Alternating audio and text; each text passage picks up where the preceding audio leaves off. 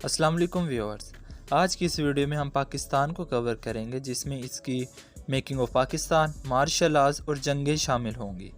और पार्ट 2 में इसकी जियोग्राफी, हिस्ट्री और सैर व सियाहत और मसाइल को कवर करेंगे। और शुरुआत करते हैं एक सादा से ओवरव्यू से। पाकिस्तान का पूरा नाम इस्लामी जमहूरिया पाकिस्तान है। इस मुल्क की आबादी तकरीबन 24 करोड़ है। इस मुल्क का 2021 का बजट 347 बिलियन था। इस मुल्क में लेबर फोर्स 71.7 मिलियन में से 67.25 मिलियन काम करते हैं और काम ना करने वालों की तादाद 4.5 मिलियन है। इस लेबर फोर्स में 37.4% लोग एग्रीकल्चर यानी ज़राअत, सनती शोबे में 25.4% और 37.2% लोग सर्विस सेक्टर में काम करते हैं। यह पाकिस्तान का एक सादा सा ओवरव्यू था। अब हम चलते हैं पाकिस्तान के बनने के पस मंज़र की तरफ।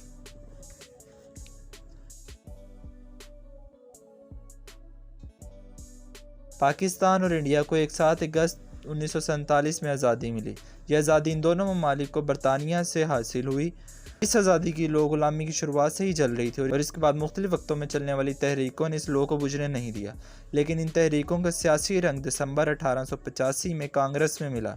कांग्रेस के मकासद में मुसलमानों और हिंदुओं का मुफाद शामिल था, जिसको देखते हुए कायदे आज़म ने भी कांग्रेस को अपनाया। मगर कुछ वक्त के बाद कायदे आज़म को लगा कि कांग्रेस मुसलमानों के मुफाद को पस पुश डालकर सिर्फ हिंदुओं के मकासद के लिए काम कर रही है, तो उन्होंने कांग्रेस को खैरबाद कह दिया और मुस्लिम लीग में शमूलियत इख्तियार कर ली। 1906 में ऑल इंडिया मुस्लिम लीग कायम हुई, जिसके मकासद में मुकम्मल तौर पर मुसलमानों का मुफाद शामिल था।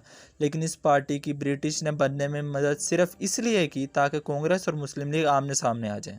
लेकिन ब्रिटिश सरकार को झटका इस वक्त लगा जब 1913 में मुस्लिम लीग ने अपने मकासद में एक नया मकसद शामिल कर लिया, जो कि मुसलमानों के लिए एक अलहदा मुल्क हासिल करना था। 8 अगस्त 1942 में महात्मा गांधी के सख्त बयान के बाद महात्मा गांधी और दूसरे कांग्रेसी लीडर्स को जेलों में बंद कर दिया गया था और बहुत से कांग्रेसी लीडर्स ने इस तहरीक का ज़्यादा हिस्सा जेलों में गुजारा। और इस वक्त तमाम तलबा की नज़र सुभाष चंद्र बोस पर रही। बैरूनी मदद सिर्फ अमेरिका की तरफ से मिली, जिसमें सदर फ्रैंकलिन डी रोजवेल्ट ने वज़ीर आज़म विंस्टन चर्चिल पर हिंदुस्तानियों की कुछ मांगें तस्लीम करने का दबाव डाला। बरतानिया ने फौरी आज़ादी देने से साफ इनकार कर दिया और कहा कि आज़ादी जंग के ख़त्म होने के बाद ही मिल सकती है। इस तहरीक में गिरफ्तार किए गए कुछ रहनुमाओं को साल 1945 में जाकर आज़ाद किया गया। लेकिन बरतानिया को एहसास हो गया कि जंग अज़ीम दोम के बाद हिंदुस्तान में ज़्यादा देर तक हुकूमत करना दुश्वार होगा और जंग के बाद ये बात सोचने पर मजबूर कर दे कैसे पुरअमन तरीके से हिंदुस्तान को खैराबाद किया जाए। इस तहरीक के दौरान जो नारा कांग्रेस ने इस्तेमाल किया वो अंग्रेज़ तो भारत छोड़ोगा था और मुस्लिम लीग ने इसकी तरदीद करते हुए जो नारा लगाया वो तकसीम करो फिर छोड़ोगा था। पाकिस्तान वो मुल्क है जिसमें आज तक कोई मुंतखब हुकूमत अपना अरसा पूरा नहीं कर सकी और इस मुल्क में मुख्तलिफ अदवार में 4 बार मार्शल लॉ लगा। पाकिस्तान की 75 साल तारीख में 33 साल तक मार्शल लॉ लग चुका है और एक साल में तो पाकिस्तान के 3 वज़ीर आज़म बदले। पाकिस्तान में सबसे कम वक्त के लिए बनने वाले वज़ीर आज़म का अरसा 13 दिन था और इनका नाम नूरुल अमीन था और वो पाकिस्तान के 8वें वज़ीर आज़म थे। पाकिस्तान में ज़्यादा वक्त तक रहने वाले वज़ीर आज़मों में से पहले वज़ीर आज़म का नाम यूसुफ रज़ा गिलानी था, जो कि 4 साल 86 दिन तक पाकिस्तान के वज़ीर आज़म रहे। दूसरे नंबर पर नवाबज़ादा लियाकत अली खान 4 साल 63 दिन और मियाँ मोहम्मद नवाज शरीफ 4 साल 53 दिन वज़ीर आज़म रहे। और अगर हम मार्शल लॉ की तरफ आएँ तो हमने सिर्फ आज तक ये सुना होगा कि फ़ौज ने मार्शल लॉ को लागू कर दिया। मार्शल लॉ मुल्क के वज़ीर आज़म और सदर की तरफ से भी लगाया जा सकता है और पाकिस्तान का पहला मार्शल लॉ सदर सिकंदर मिर्ज़ा ने लगाया और कवानीन में तब्दीलियाँ करने की कोशिश की और 12 लोगों की कैबिनेट बनाई, जिनमें जुल्फ़िकार अली भुट्टो भी शामिल थे। लेकिन इस मार्शल लॉ को जनरल अयूब खान ने टेक ओवर किया। ये मार्शल लॉ 4 साल तक चला और 1962 में इसको हटा दिया गया। लेकिन जनरल अयूब खान इसके बाद भी पाकिस्तान के सदर रहे। इसके बाद दूसरा martial law general Yahya Khan ने 1969 में लगाया। उन्होंने सारी ताकत अपने हाथ में ले ली और 3 लोगों को चेयरमैन के तौर पर मुंतखब किया। इस मार्शल लॉ को ख़त्म करने में जुल्फ़िकार अली भुट्टो ने काफ़ी बड़ा और अहम किरदार अदा किया, जिसका कंट्रोल 1971 में जुल्फ़िकार अली भुट्टो ने अपने हाथ में लेकर एडमिनिस्ट्रेटर बन गए। इसके बाद तीसरा मार्शल लॉ जनरल ज़ियाउल हक ने 1977 में लगाया। यह मार्शल लॉ भुट्टो गवर्नमेंट को गिरा कर लगाया गया और जुल्फ़िकार अली भुट्टो को फांसी दे दी गई। यह मार्शल लॉ 1988 में ज़ियाउल हक के जहाज़ के हादसे में वफ़ात के बाद ख़त्म हुआ। चौथा मार्शल लॉ अक्टूबर 1999 में जनरल परवेज़ मुशर्रफ ने लगाया।